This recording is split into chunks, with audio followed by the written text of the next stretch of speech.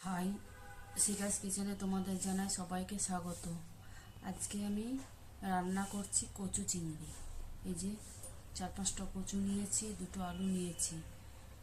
কচুগুলো কেটে নেব, আলুটাকে কেটে নেব।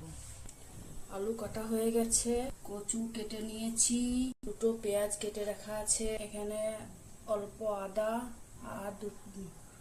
আর রসুন কাটা আছে। এখানে ধনে আছে, জিরে আছে আর 4টে শুকনো লঙ্কা আছে। এগুলো সব আমি মিক্সিতে পেস্ট করে নেব। চিংড়ি মাছটাকে নুন হলুদ মাখানো আছে, 10 মিনিট হয়ে গেল। কড়াইয়ে সর্ষের তেল দিয়ে দিলাম,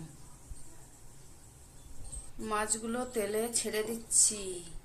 খুব বেশি কড়া করে ভাজবো না, বুঝলে। চিংড়ি মাছটা ভাজা হয়ে গেছে, আর একটু কড়াইয়ে তেল দিয়ে আলুটা ভেজে নেব। কড়াইয়ে তেল দিয়ে দিচ্ছি, একেবারে তেল দিয়ে দিচ্ছি, মশলা সমেত কষিয়ে 5 ফোড়ন দিয়ে দিলাম আর একটা তেজপাতা দিয়ে দেব। ভাজার জন্য আলুগুলো দিয়ে দিচ্ছি।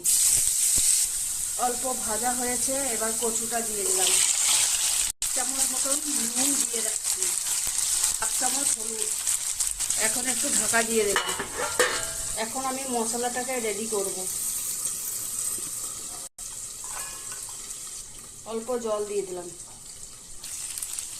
দেখুন, আলু কচুটা আমার ভাজা হয়ে গেছে, কচুটাও সিদ্ধ হয়ে গেছে। এই যে সিদ্ধ হয়ে গেছে।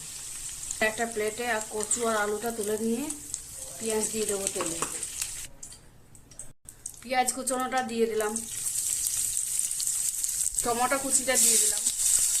টমেটো আর পেঁয়াজটা ভাজা হয়ে গেছে, মশলাটা এবার দিয়ে দেব।